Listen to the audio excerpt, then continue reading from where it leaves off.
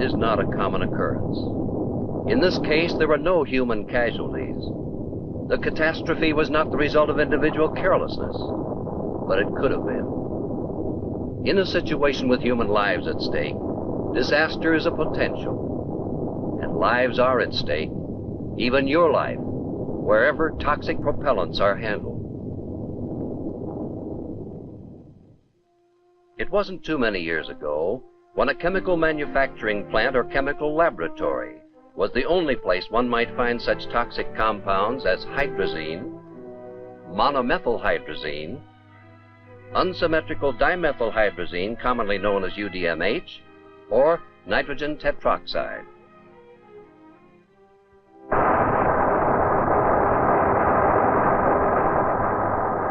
In the space age, these have become propellants for rocket engines. Today, these fuels are found in many locations throughout the United States. You'll find them in small or large quantities in industrial plants, where rocket stages or their engines are designed and manufactured. At widely separated test sites, too, thousands of gallons of these hazardous compounds must be handled routinely, but only during observance of the most strict safety precautions. For the hydrazine compounds and nitrogen tetroxide are highly toxic to man. Perhaps the greatest quantities of these so-called exotic fuels are used at NASA's Kennedy Space Center and the Air Force Eastern Test Range. They have contributed to our manned space flight successes.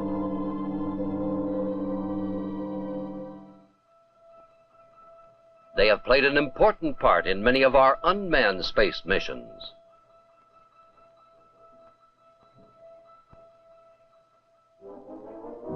And they will play a continuing role in the space flights of the future. So let's find out what we need to know about these mysterious and dangerous compounds. They're going to be a part of our lives from now on. Neither the hydrazine compounds nor nitrogen tetroxide are new. Hydrazine, for instance, was first used in 1887. However, their application to rocket propulsion is a comparatively recent development. At Kennedy Space Center, monomethylhydrazine and a varying mixture of hydrazine and UDMH are commonly used as fuels, with nitrogen tetroxide as their common oxidizer. All three share 5 common characteristics. First, each is highly toxic to man. This is true whether the fumes are inhaled, the propellant is ingested into the body through food or drink, or contact the skin in liquid form, as in this case. They are hygroscopic. They absorb water or moisture. This means body tissues are vulnerable, particularly the mouth, nasal passages, and eyes, where moisture is normally present.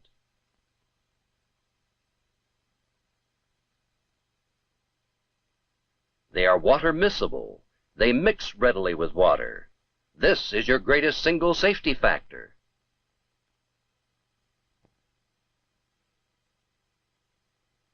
They are insensitive to shock.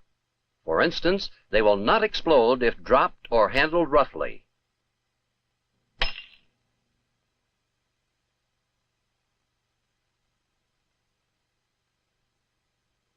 They are hypergolic. That is, the fuel will ignite instantly when it comes in contact with the oxidizer.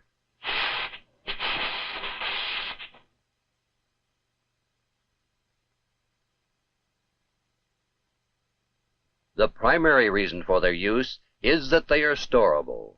They do not evaporate or deteriorate to any great degree while in extended periods of storage. However, they should be kept at moderate temperatures. An inert blanket of dry nitrogen gas is used to top the contents of each storage vessel. Non-flammable, the dry nitrogen also prevents contamination which would result from moisture condensation. All containers must be grounded to eliminate danger from static charges.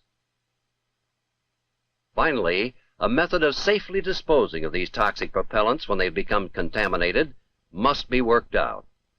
The hydrazine fuels, for example, are burned in this furnace. Diesel oil provides the consuming flame, and then the unwanted hydrazine is valved into the firebox. This rather elaborate disposal system serves to underline the hazard potential. Don't depend on your eyes or nose for danger warnings. Hydrazine and monomethylhydrazine vapors are not readily detectable by sight, and they have a sharp ammonia-like aroma. However, the hydrazine UDMH blend has a fish-like odor. If you see the reddish-brown fumes of nitrogen tetroxide, be sure you are protected or clear the area. The tetroxide is distinguished by a pungent acid smell. Indeed, in contact with moisture, it forms nitric acid. Any vapor concentration of either fuel or oxidizer higher than 1/2 part per million is considered toxic for prolonged exposure. Yet it must be 3 or more parts per million for any odor to be recognized. Now let's move to the demonstration area where our technician is ready to test the explosive potential of hydrazine UDMH blend. He places the tip of the sparking device into the concentration of fumes. He checks with the safety man to confirm that observers are clear of the hazard. The signal is given, and the scape-suited demonstrator triggers the spark. The reaction in the open air is not violent. However, the hydrazines burn with a very hot, invisible flame. The hydrazine UDMH blend vapor is explosive in any proportion from 2 1/2 to 98% by volume with air. So is monomethylhydrazine. By comparison, the gasoline in your car will fire only in the mixture range of 1 to 6% by volume. A film of hydrazine liquid in contact with rust or other metallic oxides may ignite. Iron, copper, molybdenum, and their alloys serve as catalysts to break down the hydrazine compounds and give off heat in the process. So thorough washdown after each stage of the fueling operation is extremely important. The effects of the hydrazine compounds on the human body by direct contact or inhalation are of particular concern. Liquid hydrazine in contact with the skin or eyes may cause severe burn damages. It will penetrate the skin, causing dermatitis and systemic effects. Inhalation of vapors will cause respiratory tract irritation. The hydrazines affect the central nervous system and destroy the red blood cells. Repeated light contacts may affect the liver and kidneys and cause anemia. Even short exposure causes dizziness and tremors. Long exposure may result in convulsions and death. Because these chemicals are extremely irritating to the eyes, contact lenses should not be worn in a hazard area. The liquid might get trapped beneath the lens long enough to cause permanent damage. The other part of this hypergolic combination, the oxidizer, is nitrogen tetroxide. Since it combines readily with moisture to form nitric acid, the eyes, skin, and lungs are particularly susceptible to damage. In addition to a burning sensation, early symptoms may include coughing, fainting spells, and nausea. Even mild exposure to the vapors can have serious results. If you are exposed to any of the toxics, water is your best friend. Get to an emergency shower as fast as possible, and continue flooding those caustics for at least 15 minutes. The pungent odor of nitrogen tetroxide is detectable at approximately 3 parts per million. 25 parts per million will irritate nose and throat and deaden the sense of smell. Thus, it would be relatively easy to become exposed to the low concentration of 250 to 400 parts per million. Lung tissue is burned, blisters form, and the resulting moisture accumulation causes asphyxiation. Your seared lungs cannot absorb sufficient oxygen. If these propellants are so hazardous, why use them?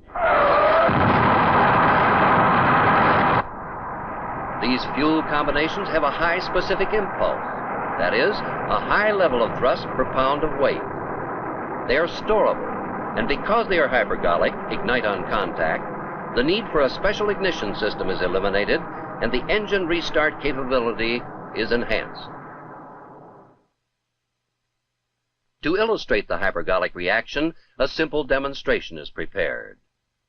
An extension pipe is attached to the base of an elevated funnel and swung out toward a stainless steel pan which will hold the hydrazine UDMH blend. A pouring cup is swiveled at the top of the funnel. The cup will contain the oxidizer. The pull wire attached to it is checked and then unreeled to a safe distance. Preliminary preparations are complete. Technicians in scape suits will conduct the demonstration. One will handle the hydrazine UDMH blend, the other the nitrogen tetroxide. As soon as their communications lines are connected, they inspect the demonstration setup and retire to well-separated areas. The first demonstrator picks up a glass container of the colorless hydrazine UDMH blend and prepares to measure the small quantity required. In the other area, the pressure vessel of nitrogen tetroxide is readied. The first step of this test is to load the fuel. You will note that the operation is completed sequentially, never simultaneously, and different men handle the propellants. One the fuel, one the oxidizer. Wind conditions are such that any fumes are carried away from the fuel handler. With the transfer completed, the demonstrator retires. During propellant loading operations, a fire rescue team stands by. Now it's time for nitrogen tetroxide to be transferred to the pivoted cup on the edge of the funnel. It's only because of the small quantities involved that the propellants are placed in this proximity with a crosswind to prevent any mingling of fumes. The oxidizer handler closes the lid on the cup, again checks the wire, and moves back to the safe area. Ready? Pull the wire.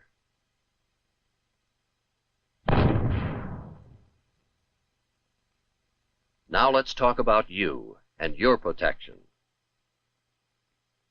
Chances are you won't be directly involved with the fueling operation, but you just might be in an area where a fuel leak or spillage could occur. The pad areas are most likely. The Thor Delta pads, for instance. The Delta stage is fueled with hypergolics. The Atlas Agena pads have toxic fuel loading facilities. All the Titan rockets use tremendous quantities of these propellants. Also, there's the spacecraft static test area on pad 16. And of course, the Saturn spacecraft also utilize the toxic fuels. Area 60A is where propellants are loaded on the Surveyor spacecraft. Then there's the toxic fuel storage area and a separate area for storing the oxidizer. Disposal of detanked or contaminated hypergolics presents a problem. Just dumping this material would result in lasting contamination of the water table or the entire sewerage system. So special disposal procedures have been developed. Those are some of the key areas of potential hazard, but not necessarily all of them. For instance, the Apollo spacecraft are normally fueled at the launch pad.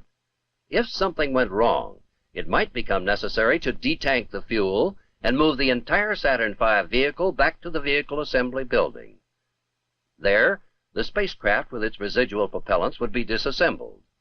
Remember that even though the fueling systems have been flushed, toxic quantities of propellants remain. Components might be routed to the manned spacecraft operations building for destacking and further work, depending upon the corrective action required. The hypergolic building in the industrial area at KSC is another site where these hazardous propellants might be encountered. Whenever you enter a known hazard area, learn the locations of eyewash fountains and showers. The Saturn launch pads have many emergency showers distributed throughout the area. With each shower is an associated eyewash fountain to protect precious sight. Water is the first of the two elements provided for your safety. The second is the gas mask.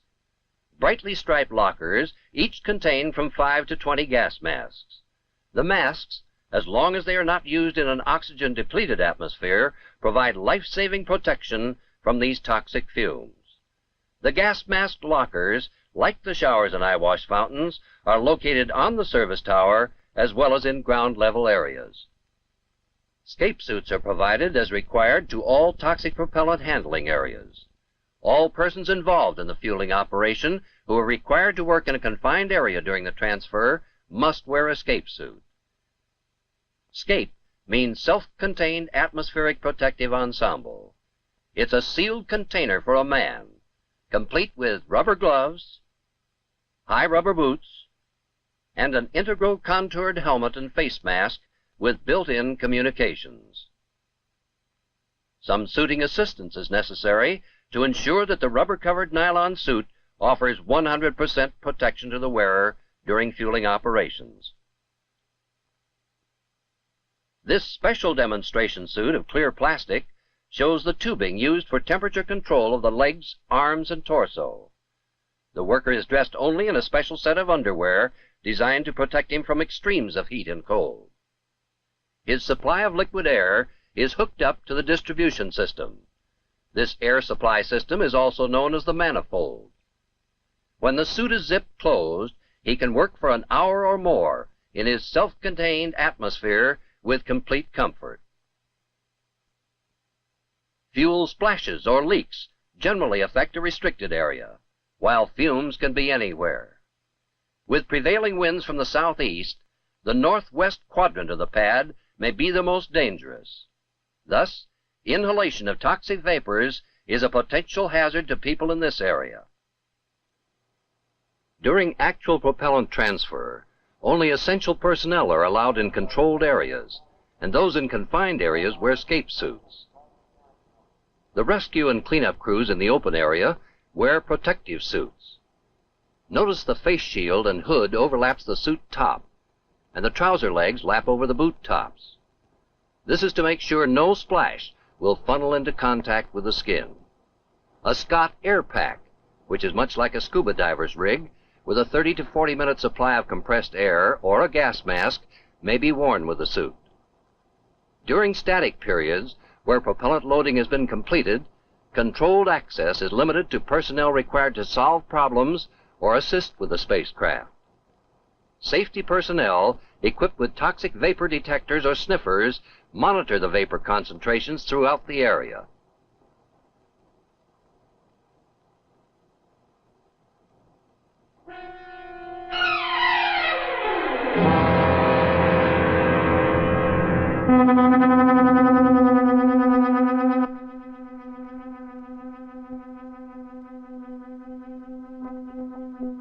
Attention on the complex. This is pad safety. There's been a major spill in the test cell. All personnel evacuate the blockhouse immediately. Attention on the complex. This is pad safety. There has been a major oxidizer spill in the test cell. All personnel clear to the blockhouse immediately.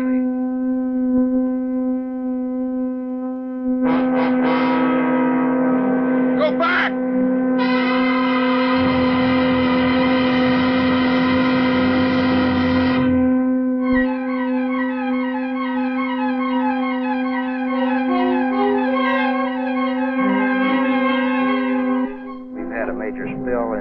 Test cell. 3 personnel have been exposed to oxidizer. Send medical support immediately.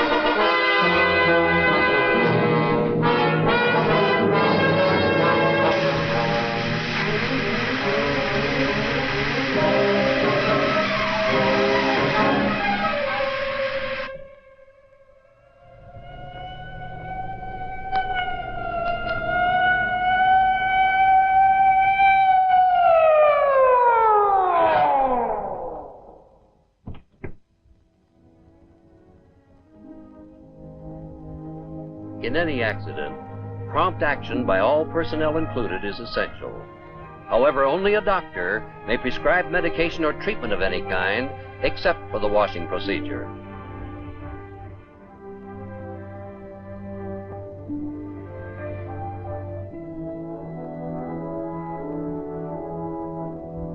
Examination later showed the exposure was slight, but the extreme discomfort will be long remembered.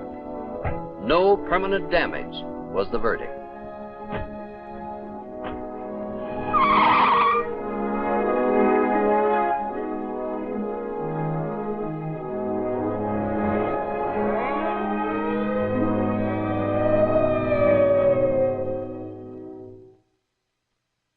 With the increasing use of storable toxic propellants, there will be a corresponding increase in the frequency of hazard and the number of individuals involved.